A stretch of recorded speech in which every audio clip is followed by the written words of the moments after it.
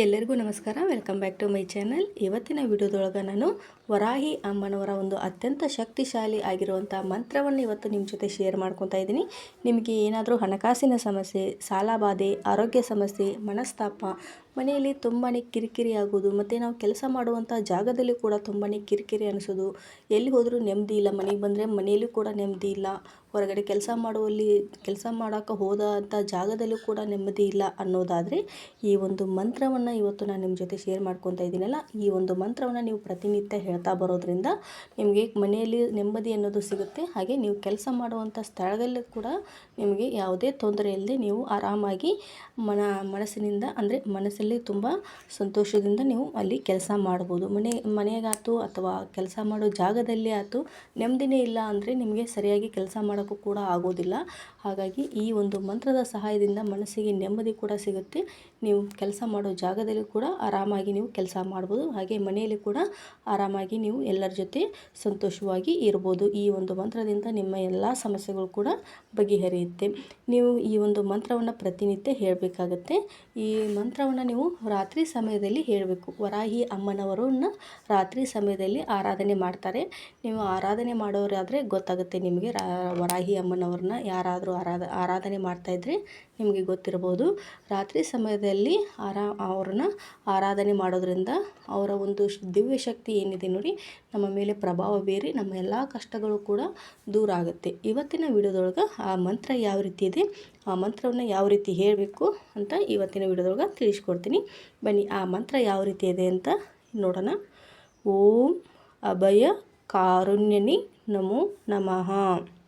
ಈ ಮಂತ್ರ ಈ ಥರ ಇದೆ ನೋಡಿ. ಇದನ್ನು ನೀವು ಯಾವುದಾದ್ರೂ ಒಂದು ಬುಕ್ಕಿನಲ್ಲಿ ಬರೆದಿಟ್ಕೊಂಡು ಅಥವಾ ಒಂದು ಯಾವುದಾದ್ರೂ ನಿಮ್ಮ ಕೈಯಲ್ಲಾದರೂ ಬರೆದಿಟ್ಕೊಂಡು ಈ ಒಂದು ಮಂತ್ರವನ್ನು ರಾತ್ರಿ ಮಲಗುವ ಮುಂಚೆ ಈ ಒಂದು ಮಂತ್ರವನ್ನು ಹೇಳಿ ಮಲ್ಕೊಳ್ಳಿ. ಬೆಳಗ್ಗೆ ಅನ್ನೋದ್ಲೇ ನೋಡಿ ನಿಮ್ಮ ಮನಸ್ಸಿಗೆ ಎಷ್ಟೋ ನೆಮ್ಮದಿಯನ್ನು ಆ ತಾಯಿ ಕರುಣಿಸಿರ್ತಾರೆ. ಮನಸ್ಸಿಗೆ ನೆಮ್ಮದಿಯಾಗಿರ್ಬೋದು. ಮನೆಯಲ್ಲಿ ತುಂಬಾ ಬದಲಾವಣೆಗಳನ್ನು ನೀವೇ ಗಮನಿಸ್ತೀರ. ಒಂದು ವಾರ ಹೇಳಿ ಸಾಕು, ನಿಮ್ಮ ಮನೆಯಲ್ಲಾಗಿರ್ಬೋದು, ನೀವು ಮಾಡುವಂಥ ಕೆಲಸಗಳಲ್ಲಾಗಿರ್ಬೋದು ತುಂಬಾ ಬದಲಾವಣೆಯನ್ನು ನೀವೇ ಗಮನಿಸ್ತಾ ಹೋಗ್ತೀರ. ಈ ಒಂದು ಮಂತ್ರದ ಸಹಾಯದಿಂದ ಆ ತಾಯಿಯ ನಿಮ್ಮ ಎಲ್ಲ ಕಷ್ಟಗಳನ್ನು ದೂರ ಮಾಡಿ ನಿಮಗೆ ಮನಸ್ಸಿಗೆ ನೆಮ್ಮದಿಯನ್ನು ಕೊಡ್ತಾರೆ. ಈ ಮಂತ್ರ ಇನ್ನೊಂದು ಸಾರಿ ಹೇಳ್ತೀನಿ ನೋಡಿ. ಓಂ ಅಭಯ ಕಾರುಣ್ಯನಿ ನಮೋ ನಮಃ.